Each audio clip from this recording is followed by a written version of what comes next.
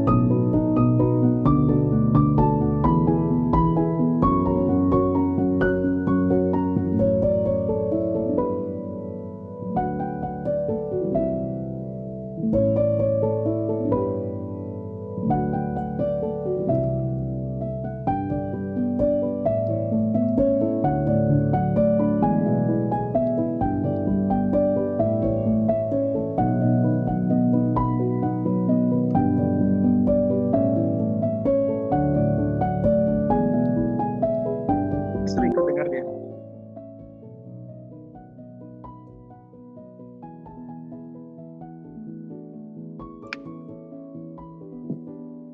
Matiin aja deh.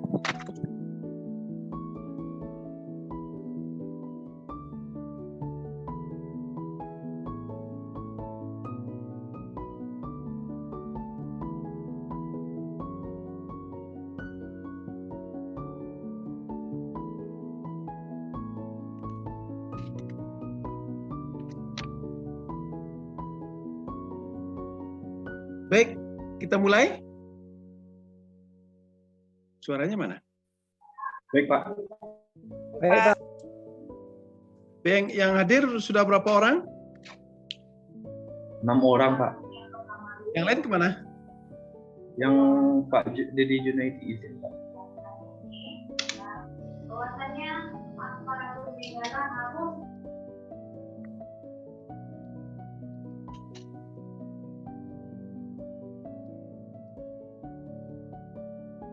Satu izin atas nama Dedi Junaidi, 2 lagi belum bisa dihubungi.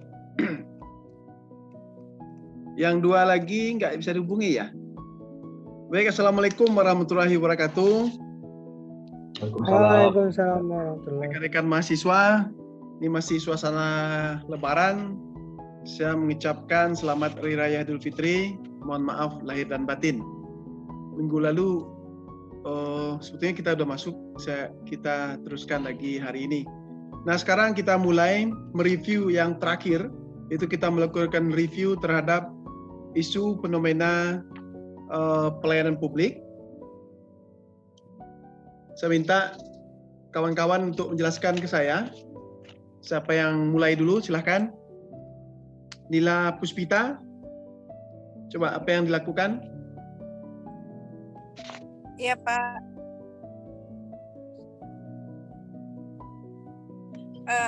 Maaf, Pak. Minggu kemarin memang saya tidak hadir, Pak, izin kuliah. Jadi saya kemarin belum mengikuti mata kuliah yang kemarin itu, Pak. Karena kemarin orang tua saya sakit, jadi saya izin kemarin, Pak. Oke. Kemudian, yang kuliah dengan saya yang pertama itu belum masuk berarti ya? Belum, Pak. Jadi waktu itu orang tua saya dirawat, makanya saya bilang ke ketua tolong minta izinin karena memang sedang di rumah sakit, Pak. Dia nggak bisa ikuti Zoom kemarin, Pak. Semoga sembuh cepat orang tuanya. Pak Trizon? Ya, makasih. Ya, Pak. Sama, Kak. Sama, Pak. Kemarin juga belum masuk, Pak. Waduh. Ecil? Ya, Pak, Dir, Pak. Coba kita review yang lalu. Ada tugas yang saya berikan? Ya, Pak. Belum selesai, Pak. Izin, Pak. Tica Nurda? Ya, Pak.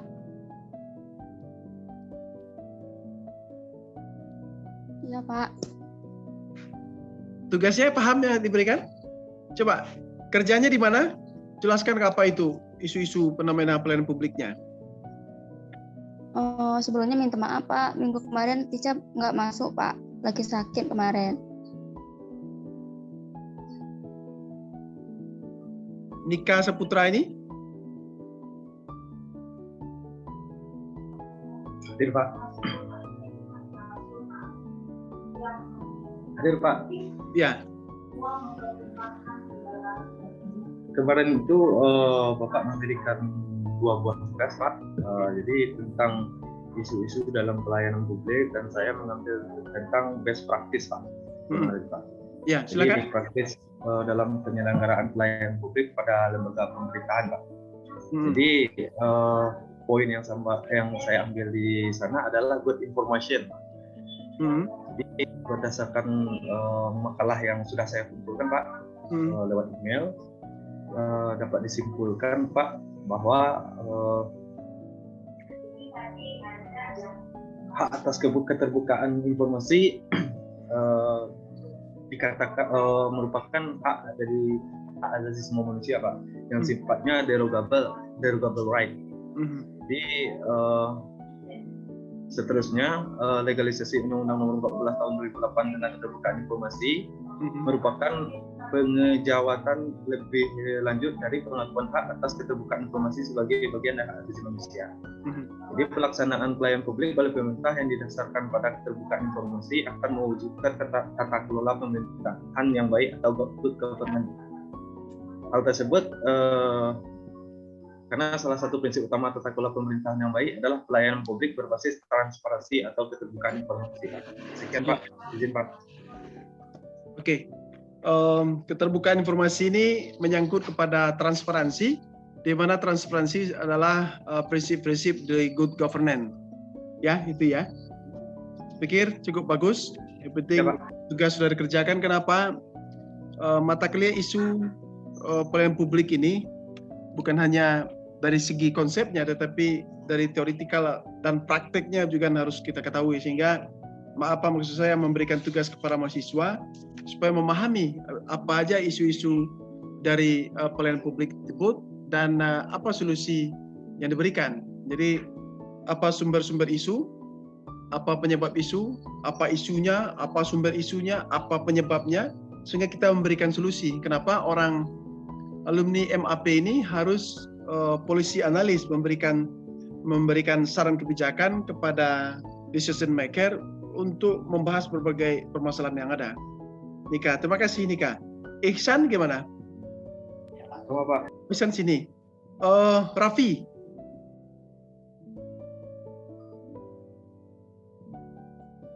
Raffi ini nggak ada? Berarti cuma 1, 2, 3, 4 ya?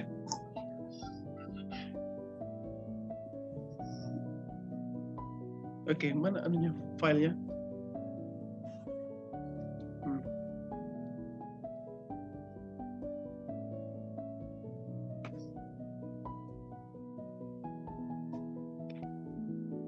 Ya, kita lanjut sekarang. Itu kita melakukan evaluasi kinerja penyelenggaraan pelayanan publik.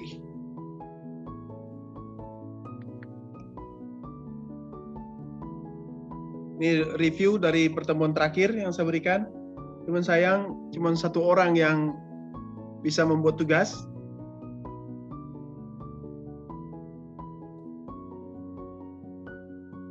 Ada yang bisa tahu isu fenomena pelayanan publik? Isu atau fenomena pelayanan publik? Coba kita diskusi dulu sebelum saya masuk.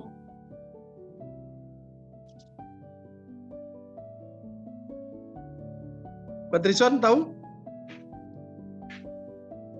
Ya Pak, izin Pak. Coba. Kan pernah pergi ke kantor pemerintah. Kira-kira untuk mengurus apa? Apa kejadian di situ?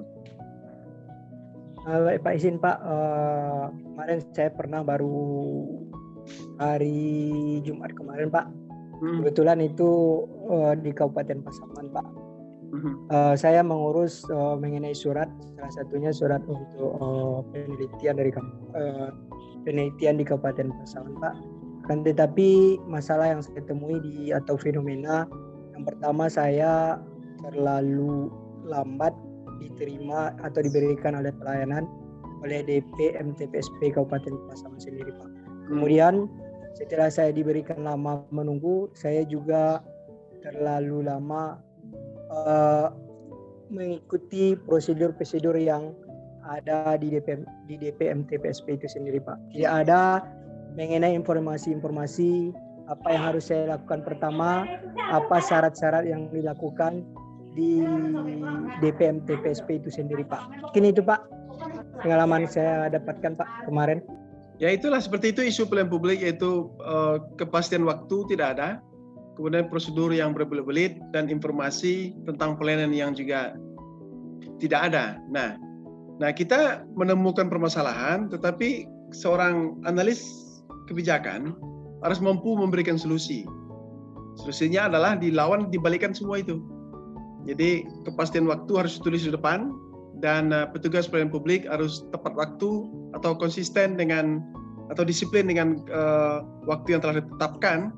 Kemudian juga prosedur harus dibuat jelas dan pelayan publiknya harus konsisten dengan hal tersebut, dan juga kenyamanan di tempat pelayanan yang harus ada. Sehingga seperti ini adalah solusi. Ini solusinya. Kira-kira apa solusinya, Pak Trison? Kita jawab. Baik, izin Pak, kalau mungkin yang terlalu untuk informasinya, Pak, solusinya yang pertama kan ada orang-orang yang menerima pelayanan dan membuat mungkin di papan-papannya bagaimana papan informasi terkait bagaimana prosedur-prosedur untuk mengurus surat-surat izin tersebut, Pak. Ya. Kemudian juga mungkin adanya orang-orang yang diberikan tugas untuk memberikan atau arahan ataupun petunjuknya, Pak. Karena kemarin itu di depannya di DP MTPSP itu tidak ada, Pak. Malahan kita yang bertanya, Pak. Ya. Oke. Baik. Lia hadir nggak dalam ini? Lia? Siap. Oke. Hadir, Pak. Nanti Lia ikuti dulu, nanti diteruskan ya. Siap, Pak.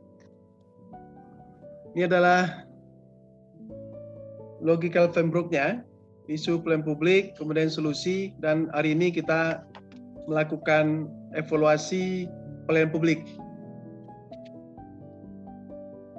Silakan Lia, teruskan Lia. Saya minta Lia ini adalah asisten saya, dia magister, kemudian juga kabak organisasi di pemerintah Kota Priaman, nanti menjelaskan bagaimana Kota Priaman melakukan pelayanan publik, bagaimana kita mempelajari isu-isu fenomena pelayanan publik dan juga solusinya, dan berikutnya adalah kita melakukan evaluasi tentang pelayanan publik. Silakan Lia, teruskan ya. Siap, Pak. Ya, silakan. Iya.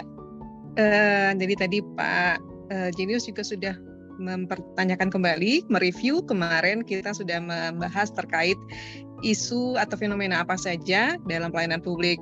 Ada beberapa aspek sebelumnya kita bahas, baik dari aspek pelaksananya, dari standar pelayanannya, dan seterusnya. Dan juga kita kemarin sudah membuat beberapa opsi solusi terkait isu-isu atau fenomena pelayanan publik. Nah, setelah pelayanan diberikan, untuk kita mengetahui sejauh mana kualitas dari penyelenggaraan pelayanan publik, kita melakukan yang namanya evaluasi kinerja pelayanan publik. Seperti apa kita melakukan evaluasi? Itu bisa dilakukan oleh, mungkin kembali dulu ke slide sebelumnya. Ya, sebelumnya, ya. Di sini kita bisa melihat ilustrasi yang tadi, yang ada satu lagi. Satu lagi, Gina. Ya, setelahnya, setelah logical frame, setelah ini satu lagi. Di sini terlihat bahwa ada ketidakpuasan publik dalam menerima pelayanan. Dari pelayanan yang diberikan terdapat ketidakpuasan. Nah, ini sebenarnya menjadi bahan untuk kita melakukan evaluasi sejauh mana, seperti apa kinerja pelayanan publik yang telah diberikan. Terlihat di situ masyarakat menunggu atau menerima pelayanan, sementara petugas atau pelaksana penyelenggara pelayanan tidak memberikan pelayanan yang semestinya. Tidak memberikan pertama mungkin informasi tadi seperti Pak Padrison ya sudah menyampaikan bahwa ada informasi-informasi yang harusnya disampaikan kepada penerima layanan, mulai dari seperti apa persyaratan, prosedur, alur, waktu pelayanan, berapa lama mereka bisa menerima pelayanan, kemudian apakah ada biaya atau tidak. Nah, ini sepertinya tidak diberikan sehingga masyarakat merasa tidak puas karena diberikan waktu yang mungkin relatif lama untuk menerima pelayanan. Lanjut. Slide berikutnya. Ya, di sini juga sama. Ada perbedaan perlakuan karena tidak jelasnya informasi terkait standar pelayanan. Akhirnya timbul pertanyaan dan berbagai persepsi dari publik, dari penerima layanan. Ketika ada seorang yang dinilai mungkin berbeda kepentingan atau levelnya dipandang berbeda, ini diberikan perlakuan khusus sehingga bisa cepat menerima produk layanan. Sementara bagi pihak lain, masyarakat awam yang mungkin tidak memiliki kelebihan dari segi finansial dan sebagainya, ini mungkin bisa memakan waktu atau proses yang cukup lama. Di sini terjadi kesenjangan dalam pemberian pelayanan yang tidak sesuai dengan standar. Nah, kita masuk kepada lanjut slide berikutnya, definisi evaluasi kinerja. Apa sih sebenarnya evaluasi atau penilaian kinerja? Yaitu adalah suatu proses penilaian dan pelaksanaan tugas seseorang atau sekelompok orang atau unit-unit kerja dalam satu organisasi sesuai dengan instrumen yang ditetapkan. Jadi sudah ada instrumennya dulu, seperti tadi standar pelayanannya sudah ada, syaratnya sudah ditetapkan, waktunya sudah ada, prosedurnya sudah jelas. Nah, ini yang akan kita evaluasi apakah sudah dipenuhi, apakah sudah dilaksanakan sesuai dengan standar yang sudah ditetapkan. Inilah yang dimaksud dengan evaluasi atau penilaian kinerja. Lanjut. Nah, kemudian siapa saja pihak yang melakukan evaluasi kinerja pelayanan publik? Pertama, pemerintah. Tentunya bisa saja dilakukan oleh seperti Kota Pariaman. Pemerintah Kota Pariaman melakukan evaluasi terhadap kinerja dari unit-unit penyelenggara pelayanan publik di lingkungan pemerintah Kota Pariaman.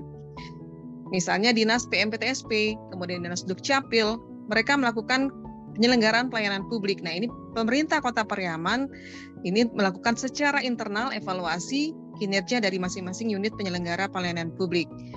Selain itu, pemerintah provinsi juga melakukan evaluasi. Dan di tingkat pusat, Kementerian Pendayagunaan Aparatur Negara dan Reformasi Birokrasi juga secara reguler setiap tahun selalu melakukan evaluasi kinerja pelayanan publik. Selain pemerintah, terdapat juga lembaga negara lainnya, yaitu yang bertugas atau berfungsi dalam pengawasan pelayanan publik, yaitu Ombudsman, itu secara reguler juga melakukan penilaian terhadap pelayanan publik, khususnya terhadap kepatuhan. Nah, di luar dua lembaga tadi, masyarakat, lembaga maupun swasta sendiri juga bisa melakukan evaluasi dan juga penilaian terhadap kinerja pelayanan publik. Nanti akan kita bahas lebih lanjut seperti apa kalau masyarakat melakukan evaluasi. Lanjut. Nah, untuk evaluasi kinerja yang dilakukan oleh pemerintah pusat, yaitu Kementerian PAN-RB, ini sudah diatur oleh regulasi yang ditetapkan dalam Permen PAN-RB nomor 17 tahun 2017 tentang pedoman penilaian kinerja unit penyelenggara pelayanan publik. Jadi di sini sudah diatur bagaimana mekanisme untuk menilai kinerja unit-unit penyelenggara pelayanan publik. Dan dari evaluasi yang dilakukan, nanti ini akan menghasilkan skor. Skor ini sudah ditentukan seperti apa pembobotannya dan berapa nanti range interval nilai-nilainya yang nantinya akan menghasilkan nilai berupa indeks, yaitu indeks pelayanan publik. Jadi indeks pelayanan publik ini akan diberikan kepada masing-masing unit penyelenggara pelayanan publik. Dinas A misalnya indeks pelayanan publiknya sekian, dinas B dan seterusnya. Selain indeks juga diberikan predikat. Predikat ini lebih kepada biasanya dengan huruf ya, A, B, C dan seterusnya. Selain itu evaluasi ini biasanya dilakukan berkala, rutin atau ya biasanya rutin itu per tiap tahun kepada beberapa unit penyelenggara pelayanan publik. Baik di tingkat kementerian lembaga dan juga ada beberapa instansi vertikal, Samsat, kepolisian, dan juga dinas-dinas yang ada di pemerintah daerah seperti di PTSP dan Dinas Dukcapil. Ini yang rutin dilakukan oleh Kementerian Pan-RB. Kemudian apa saja lingkup-lingkup evaluasi yang dilakukan dalam Permen PAN 17 yang dilakukan oleh Kementerian Pan-RB, itu ada 6 komponen. Pertama adalah kebijakan pelayanan. Komponen kebijakan pelayanan ini mulai dari standar pelayanannya apakah tersedia atau tidak, maklumat pelayanan, kemudian survei kepuasan masyarakat apakah tersedia atau sudah dilakukan atau belum. Ini terkait komponen kebijakan pelayanan. Kemudian evaluasi juga terkait profesionalisme SDM penyelenggara pelayanan publiknya. Nah, apa saja yang menjadi kriteria dari profesionalisme SDM? Mulai dari kompetensi, responsivitas petugas ketika memberikan pelayanan, kemudian kode etik, penghargaan dan sanksi, dan budaya pelayanan. Selanjutnya, sarana prasarana ini juga dievaluasi, mulai dari tersedia atau tidak front office yang memadai, yang standar, kemudian parkir, area parkir, ini juga cukup signifikan dalam memberikan pelayanan, kemudian ruang tunggu, sarana berkebutuhan khusus, dan sarana penunjang lainnya. Sarana penunjang lainnya ini bisa seperti fasilitas bagi berkebutuhan khusus, kemudian bagi ibu menyusui, atau bagi ruang bermain anak, dan seterusnya. Selanjutnya yang keempat yaitu evaluasi terkait sistem informasi pelayanan publik. Ini biasanya cukup signifikan menentukan cepat atau tidaknya pelayanan, karena dengan adanya sistem informasi pelayanan publik baik elektronik maupun non elektronik, publik atau masyarakat penerima layanan akan lebih dulu mendapatkan informasi seperti apa persyaratan, waktu dan sebagainya, sehingga mereka juga bisa memperkirakan nanti akan berapa lama mereka memperoleh produk layanan. Kemudian konsultasi dan pengaduan. Nah, ini juga harus tersedia dalam setiap unit penyelenggara pelayanan. Baik yang diselenggarakan atau disediakan secara fisik di ruang pelayanan dengan ketersediaan ruang konsultasi dan petugas layanan pengaduan, maupun melalui elektronik digital, baik melalui nomor telepon pengaduan, WhatsApp pengaduan, ataupun email pengaduan, dan sebagainya. Kemudian yang juga dievaluasi oleh Kementerian Pan-RB adalah inovasi. Jadi ketika kemarin situasi 2020-21 kita dalam kondisi pandemi, ini sangat dibutuhkan sekali inovasi dalam memberikan pelayanan. Kalau sebelumnya kita memang banyak melakukan pemberian pelayanan itu secara fisik, nah dengan adanya kondisi pandemi kemarin, kita sudah bertransformasi pelayanan kita dengan digital. Jadi banyak sekali pelayanan-pelayanan yang diberikan itu sudah beralih ke pelayanan digital. Ini juga dalam suatu bentuk inovasi pelayanan. Nah, hasil dari evaluasi kinerja pelayanan publik yang dilakukan oleh Kementerian Pan-RB seperti ini. Terdiri dari beberapa kategori dan nilai, range nilai. Mulai dari F kategorinya sampai ke A, yaitu pelayanan prima. Jadi kita mengharapkan itu pelayanan tentunya yang prima. Nah, ini ada contoh saja beberapa hasil dari evaluasi kinerja yang sudah dilakukan oleh Kementerian Pan-RB tahun 2021 kemarin di Kota Pariaman. Ada 2 institusi yang sudah dievaluasi, yaitu Dinas PMPTSP dan Dinas Dukcapil dengan nilai Amin atau sangat baik untuk Dinas PMPTSP, dan B untuk Dinas Dukcapil atau dengan kategori baik. Lanjut. Nah, selanjutnya evaluasi kinerja pelayanan publik yang dilakukan oleh lembaga pengawas pelayanan publik, yaitu Ombudsman RI. Di Sumatera Barat kita juga punya Ombudsman Perwakilan Sumbar. Ini rutin melakukan penilaian terhadap kinerja pelayanan publik, khususnya penilaian kepatuhan. Ini juga sudah diatur di Peraturan Menteri Pan-RB nomor 15/2014 tentang pedoman standar pelayanan publik. Kemudian evaluasi yang dilakukan oleh Ombudsman ini sedikit berbeda dengan yang dihasilkan oleh Kementerian Pan-RB, yaitu berupa nilai dan zona kepatuhan terhadap standar pelayanan. Evaluasi biasanya juga dilakukan terhadap beberapa unit pelayanan. Ada di Polres, ada kantor pertanahan, ini yang untuk vertikal, dan unit penyelenggara di lingkungan pemerintah daerah sendiri. Nah, lingkupnya agak berbeda juga dengan yang dilakukan oleh Kementerian Pan-RB, namun masih berkisar kepada standar pelayanan. Poin pentingnya adalah di standar pelayanan. Jadi berbedanya adalah standar pelayanan yang dinilai oleh Ombudsman itu lebih kepada ketersediaan dulu. Berbeda dengan yang di Kementerian Pan-RB, mereka agak lebih standarnya lebih tinggi, bukan hanya tersedia tapi kualitasnya juga sudah lebih baik. Ini ada 10 komponen atau variabel penilaian yang dilakukan oleh Ombudsman, mulai dari standar pelayanan, maklumat, sarana prasarana, dan seterusnya sampai ke rekognisi atau penghargaan dari lembaga lain terhadap pelayanan yang diberikan di unit penyelenggara. Lanjut.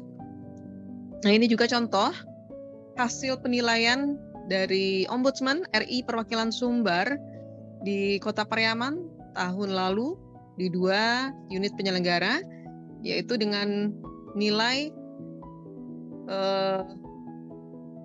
cukup aman, sudah berada pada zona hijau, dan predikat kepatuhan tinggi. Dari 4 unit penyelenggara pelayanan yang dinilai oleh Ombudsman tahun 2021, kemarin memang ada 2 yang berada pada kepatuhan tinggi dan 2 lagi masih berada di bawah. Lanjut. Nah, ini predikat dari Bapak Wali Kota, sertifikat atau piagam penghargaan sebagai bentuk reward kepada Dinas PMPTSP yang telah berhasil memperoleh zona kepatuhan tinggi. Nah, selanjutnya adalah evaluasi kinerja pelayanan publik yang dilakukan oleh masyarakat atau swasta.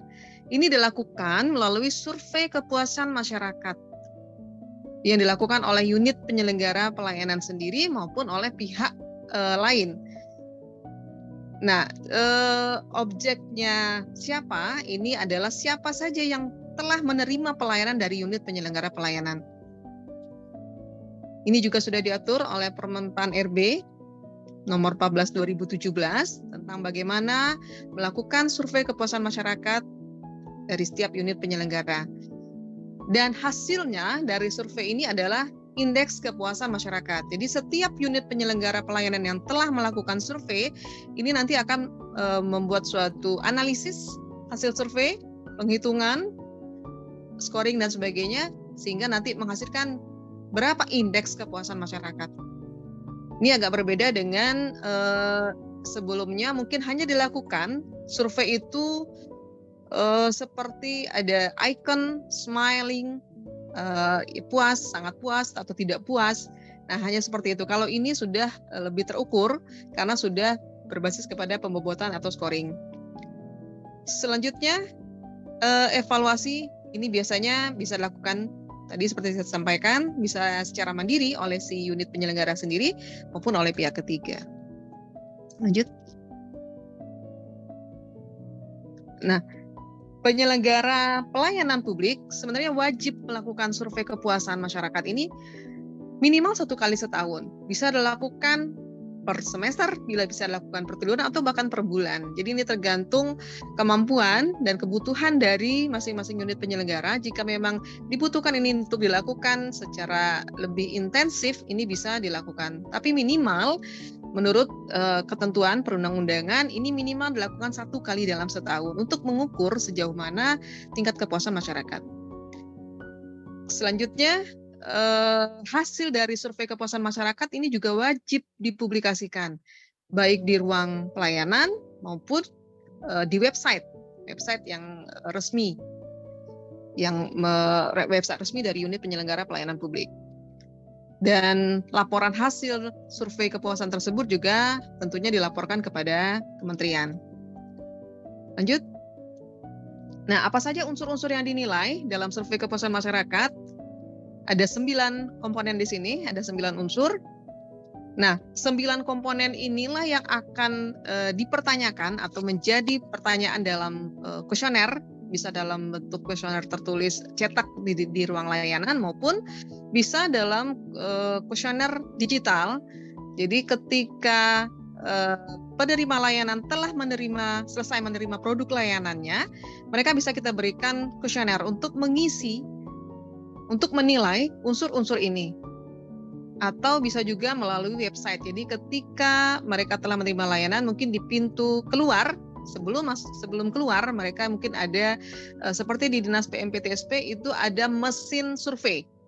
Nah, di mesin survei inilah masyarakat atau penerima layanan memberikan feedback terkait layanan yang telah mereka terima. Seperti apa persyaratannya, apakah sudah jelas atau terlalu banyak sekali syaratnya, sistem mekanisme prosedurnya apakah terlalu panjang, terlalu bertele-tele, dan waktunya mungkin mereka merasa terlalu lama, dan seterusnya sampai ke sarana. Mungkin ada mereka tidak puas dengan toilet yang disediakan atau ruang tunggu yang terlalu sempit atau pengaduan yang tidak responsif. Nah, ini mereka sampaikan, mereka berikan feedback dalam survei kepuasan masyarakat ini. Nah, lanjut. Hasil dari nilai survei kepuasan masyarakat seperti ini, dari nilai yang terbaik, sangat baik, A, sampai ke D, tidak baik. Juga ada nilai intervalnya. Ini juga sudah diatur dalam peraturan atau regulasi dari Menpan RB.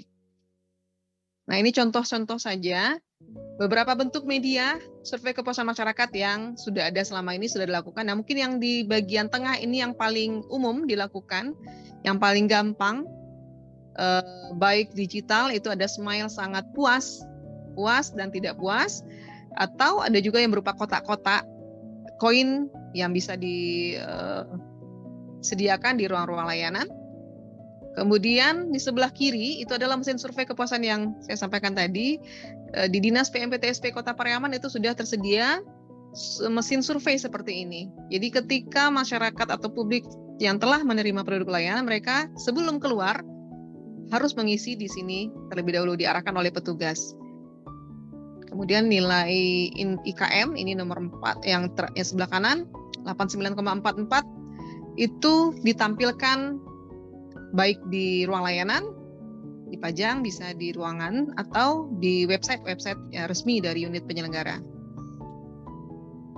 Nah, ini adalah contoh kuesioner yang harus diisi oleh penerima layanan. Kira-kira pertanyaannya seperti ini. Bagaimana pendapat saudara tentang kesesuaian persyaratan? Apakah tidak sesuai atau sampai sangat sesuai? Bagaimana kemudahan prosedur pelayanan dan seterusnya.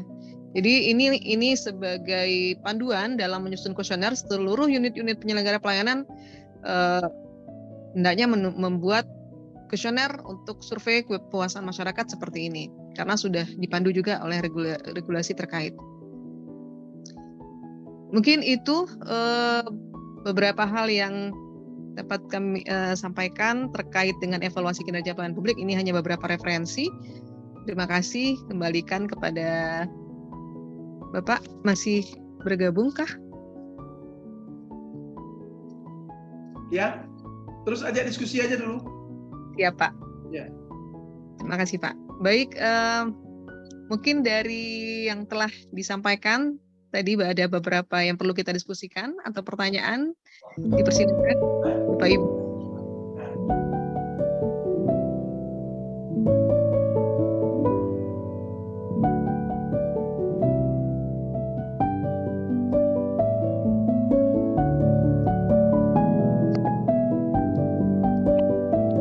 Panika? Ya Bu. Ya,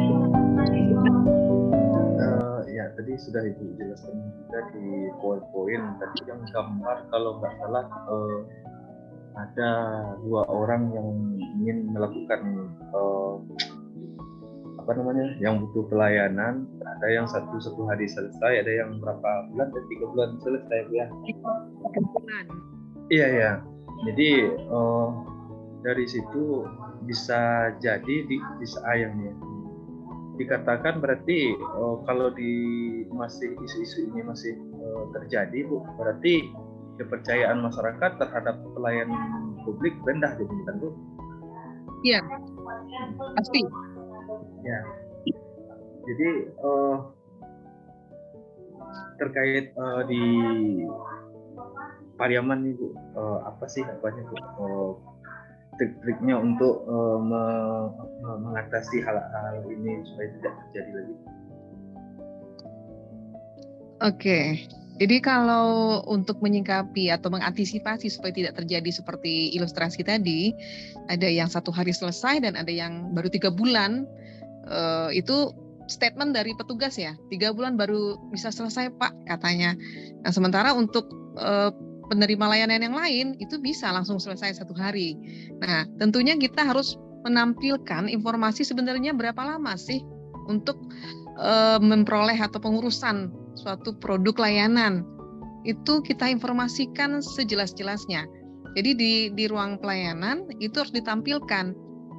Untuk produk layanan A itu persyaratannya 1, 2, 3 dengan waktu misalnya 3 hari atau 1 hari atau mungkin 1 minggu. Kemudian dengan biaya sekian rupiah atau kalau memang tidak ada biaya kita sebutkan juga biayanya gratis. Nah, informasi-informasi seperti ini yang selama ini itu tidak tersedia sehingga terjadilah dualisme seperti ini. Pelayanan yang tidak standar, waktu yang tidak sama antara si A dengan si B. Nah, ketika kita melakukan evaluasi, itu survei kepuasan masyarakat ini akan menjadi feedback bagi penyelenggara pelayanan. Karena bagi yang menerima layanan 3 bulan baru jadi, ini pasti akan memberikan feedback yang tidak positif. Dia akan menyampaikan bahwa waktu pelayanan terlalu lama. Nah, ini menjadi feedback. Nah, sehingga solusinya, strateginya adalah memang kita harus menampilkan seperti di slide sebelumnya tadi bahwa standar pelayanan itu mulai dari produk layanannya apa, kemudian persyaratannya apa saja, jangka waktu penyelesaian berapa lama, biayanya apakah ada atau tidak, kemudian jika ada masalah, ada pengaduan, ini kemana, kepada siapa, ini harus jelas semua. Nah, itu mungkin solusi yang perlu dilakukan ketika kita menerima feedback hasil dari keluhan masyarakat atau dari survei kepuasan masyarakat yang kita terima ini tidak puas, begitu, Pak Nika. Bu, terima kasih banyak Bu. Berarti itu kan dari sisi SOP berarti Bu. Betul. Nah, yang sekarang kebanyakan Bu, yang isu sekarang terjadi kan SOP sudah dibuatkan seperti yang Bu jelaskan tadi, cuman masih saja ada sumber daya manusia yang masih membandel, istilahnya masih melayani masyarakat yang tidak sesuai dengan standar pelayanan. Itu bagaimana Bu? Apakah itu dapat teguran Bu?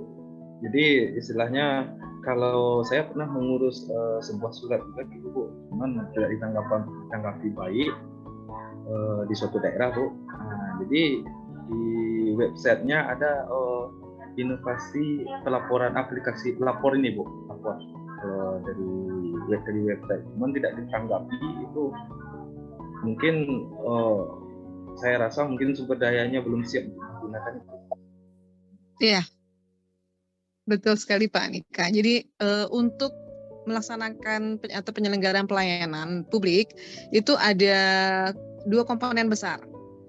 Yang pertama itu yang tadi disampaikan itu namanya service delivery, proses penyampaian pelayanan.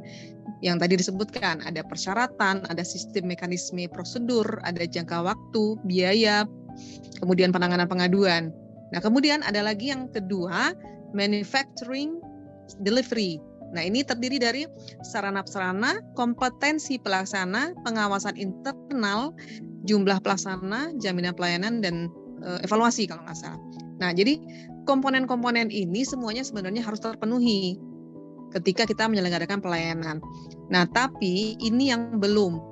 Sehingga terjadilah walaupun mungkin sudah diinformasikan, kata Pak Nika tadi, petugasnya sendiri belum melaksanakan tugasnya dengan baik. Karena mungkin ada petugas atau pelaksana yang belum kompetensinya belum memadai. Nah, makanya sebenarnya ketika dari awal penempatan petugas ini harus dipastikan memang petugas atau pelaksana ini memang memiliki kompetensi yang memadai.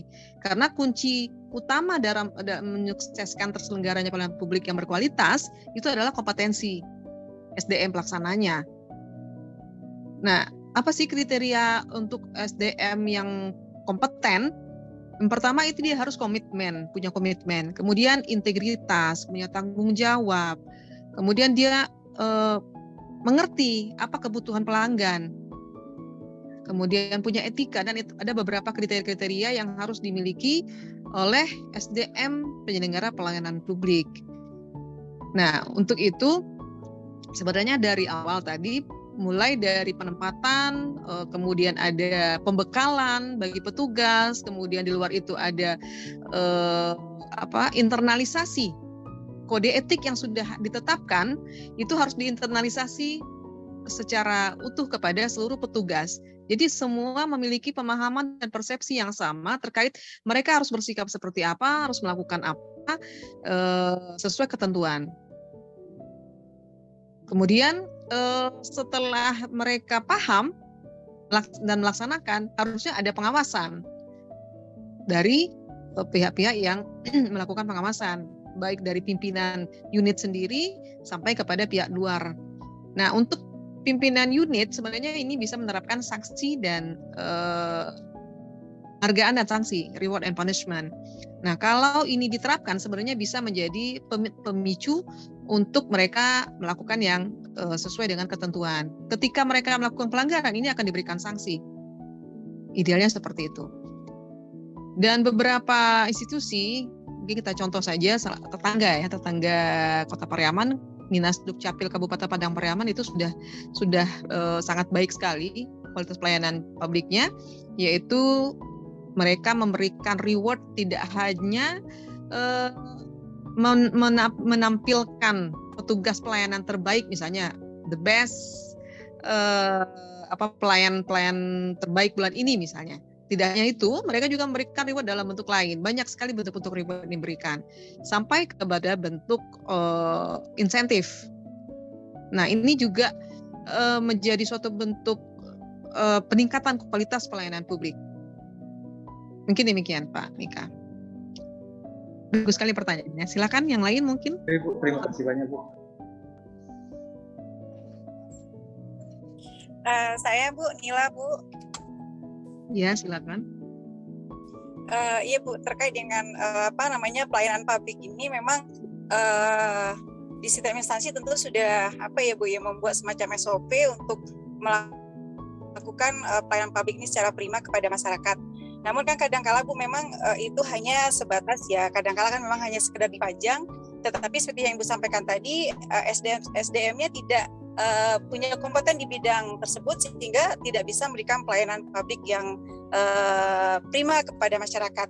Nah, mungkin ini memang banyak instansi kita rasakan Bu terkait dengan pelayanan publik yang tidak sesuai dengan standar yang mereka buat. Nah,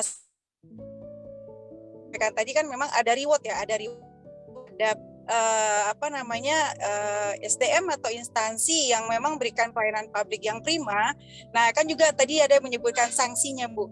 Nah, kalau memang pelayanan publik ketika itu tidak ada sanksi yang diatur secara regulasinya terhadap sebuah instansi yang tidak memberikan pelayanan prima. Tentu kadangkala itu hanya SOP pelayanan prima itu hanya sebatas dipajang atau hanya tinggal teorinya saja gitu Bu, karena memang terkait dengan beberapa SDM yang tidak punya kompeten tadi. Nah kira-kira Bu, itu memang ada ya Bu ya sanksi regulasi yang mengatur ketika sebuah instansi atau lembaga itu tidak memberikan pelayanan publik yang prima terhadap masyarakat. Nah kira seperti itu Bu, karena kita juga belum begitu memahami regulasi terkait dengan pelayanan publik untuk instansi-instansi yang memang harus memberikan pelayanan publik yang prima kepada masyarakat. Mungkin itu Bu. Oke, bagus pertanyaannya. Jadi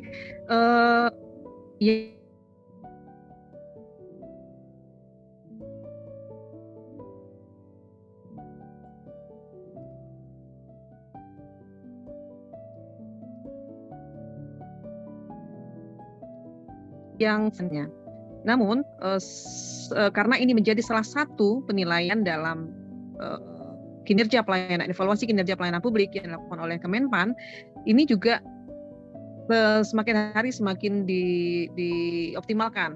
Contoh di Kota Pariaman sendiri, di Dinas PMPTSP dan Dinas Dukcapil sekarang sedang mempersiapkan itu bentuk-bentuk sanksi atau bentuk-bentuk reward yang akan diberikan kepada petugas. Jadi sudah akan dimulai. Selama ini memang kalau mereka melanggar atau membuat kesalahan dalam memberikan penjelasan publik ini tidak diberikan sanksi apa-apa, hanya mungkin ya diberikan teguran cukup sampai situ. Nah sekarang ini akan kita berikan sanksi yang lebih terukur, mungkin berjenjang atau seperti apa, ini sedang dilakukan, dirumuskan seperti apa formulasinya. Begitu juga dengan penghargaan, reward, ini juga sedang dirumuskan. Dan untuk penilaian kinerja ini oleh masyarakat, kita juga sedang bangun itu evaluasi berbasis digital. Jadi masyarakat bisa memberikan penilaian kepada petugas di loket A, ini seperti apa, mereka puas atau tidak. Petugas di loket B, dia seperti apa memberi nilai, berapa nilai yang diberikan oleh masyarakat penerima layanan. Nah ini akan menjadi feedback bagi pimpinan unit penyelenggara untuk memberikan sanksi kah atau reward, seperti itu. Dan kalau untuk pengaduan yang selama ini mungkin sudah ada yang mengadu ke portal-portal pengaduan baik yang dikelola oleh unit penyelenggara sendiri maupun portal pengaduan nasional seperti di Spanlapor itu sebenarnya adalah salah satu upaya untuk kita meningkatkan kualitas pelayanan publik. Jadi ketika masyarakat juga aktif berpartisipasi memberikan feedback ketika tidak menerima pelayanan seperti seharusnya, ini segera lakukan laporan, sampaikan laporan, sehingga si unit penyelenggara pelayanan akan menerima feedback. Pimpinan unit penyelenggara akan tahu, oh terjadi kesalahan, oh terjadi masalah di seperti ini. Dan di contoh lagi yang tadi di Kabupaten Padang Pariaman, itu ketika mereka melakukan kesalahan, mereka akan memberikan semacam permohonan maaf, itu misalnya dengan mengirimkan surat permohonan maaf atau ucapan permohonan maaf disertai dengan cindera mata. Nah ini juga suatu bentuk-bentuk dalam kita memberikan pelayanan yang lebih berkualitas lagi kepada publik. Mungkin demikian.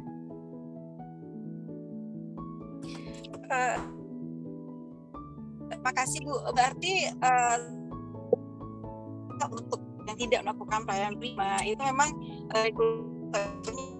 itu berdasarkan kebijakan dari instansi masing-masing ya Bu ya? Ya, betul. Jadi si pimpinan unit penyelenggara pelayanan publik yang mengarahkan ini menentukan mereka akan memberikan pelayanan seperti apa. Kalau tidak serius memberikan pelayanan ya dia tidak akan pernah memberikan pelayanan prima. Tidak komitmen dengan seluruh petugas atau pelaksana pelayanan yang di bawah, yang di front office maupun yang di back office, ini mereka tidak akan bisa memberikan pelayanan yang prima. Tapi ketika mereka memang komit untuk memberikan pelayanan, ini seperti contoh lagi di kabupaten tadi, ini mereka betul-betul berhasil memberikan pelayanan prima dan puas masyarakat dalam menerima pelayanan. Oke, makasih Bu. Oke. Masih ada?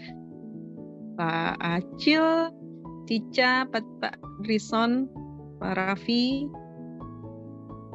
yang bisa kita diskusikan. Mungkin ada pengalaman terkait pengurusan perizinan atau pelayanan publik lainnya, mungkin di rumah sakit. Mungkin bisa jadi feedback juga, sharing bagi kami juga di pemerintah Kota Pariaman.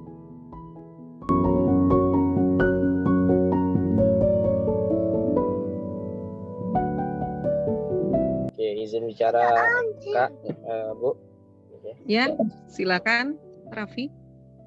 Begini, sebenarnya pemberi pelayanan itu kan dia sangat identik dengan patologi birokrasi atau penyakit birokrasi kan gitu. Nah, jadi apakah dia nanti mengulur-ngulur dalam memberikan pelayanan atau dia nanti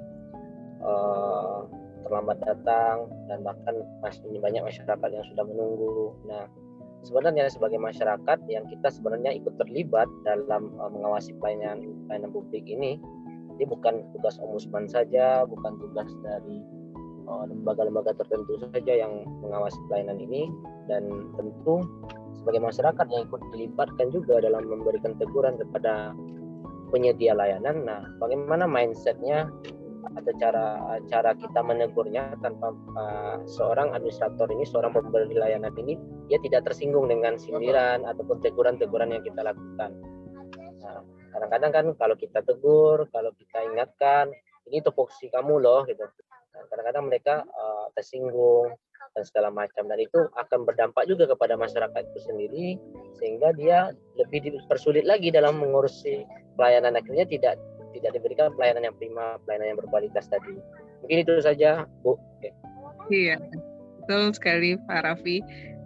Jadi agak dilema ya Pak ya, menyampaikan yang seharusnya tapi nanti mereka malah resisten ya Pak ya.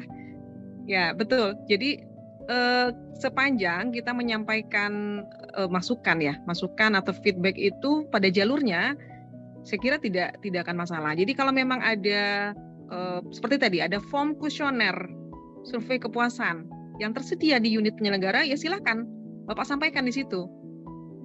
Ini sudah jam 9 tapi petugasnya belum ready.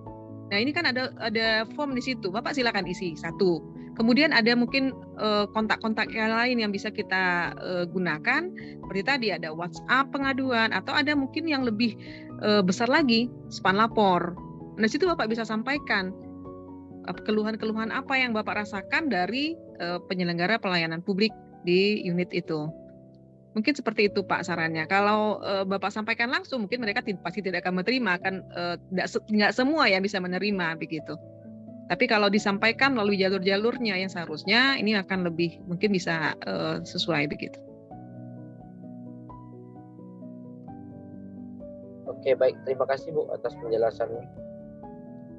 Oke.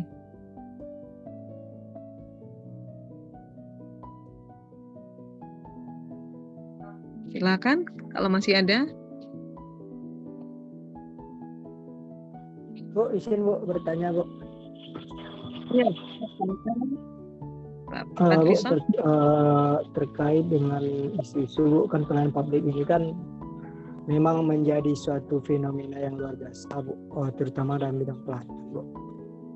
Akan tetapi kan meskipun demikian pelayanan tetap harus diberikan. Yang saya tanyakan ini tadi kita juga telah membahas ada beberapa evaluasi untuk kinerja dalam pelayanan publik.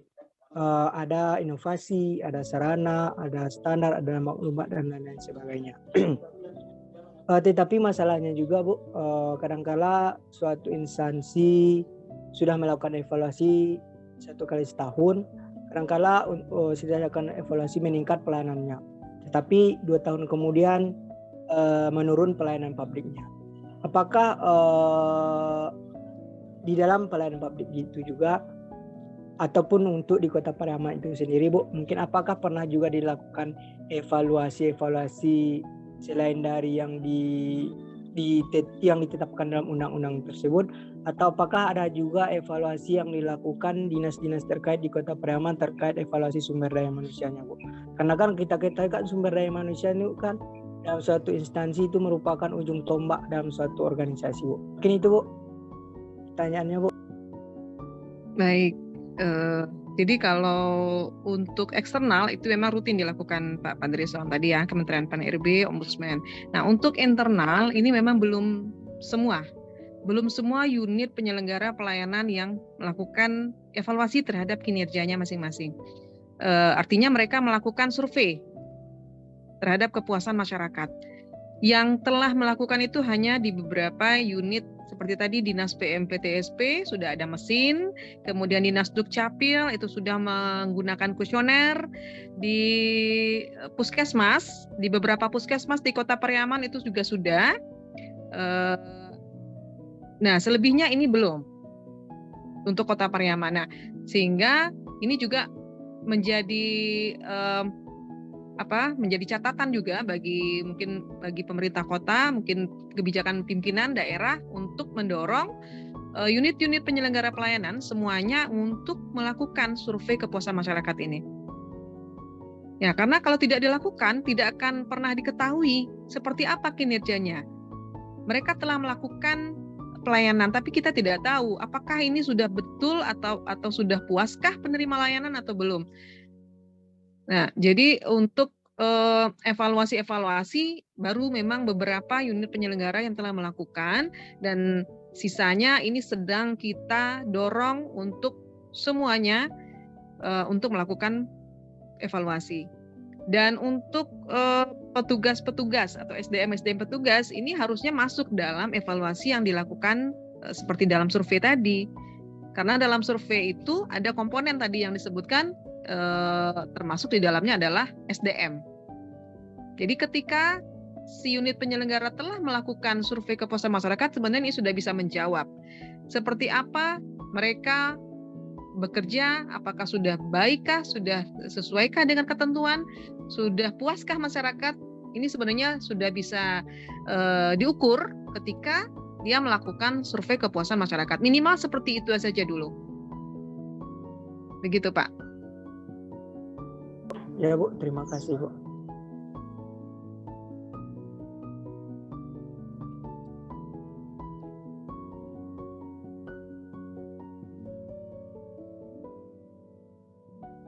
Silakan. Sudah cukup? Sudah cukup. Cukup? Ya, kalau sudah cukup, dikembalikan izin kepada Bapak.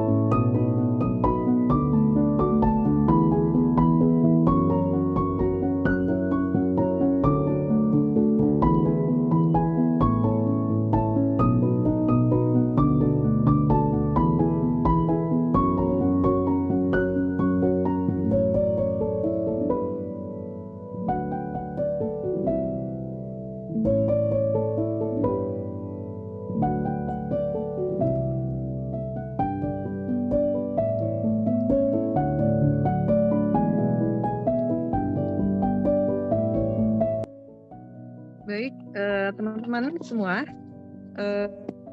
Bapak Jenius menitipkan bahwa nanti akan disampaikan tugas, nanti akan dikirimkan tugasnya setelah sesi kuliah selesai,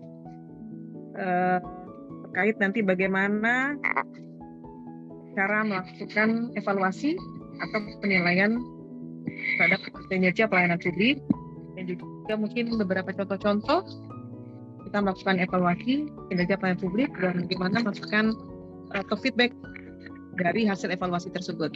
Nanti akan disampaikan tertulis setelah sesi kuliah selesai. Mungkin demikian. Baik, Bu. Ya, kalau memang tidak ada lagi, bisa ada pertanyaan? Tugasnya tadi nanti di Iya, nanti disampaikan via WhatsApp. Terima kasih, Bu.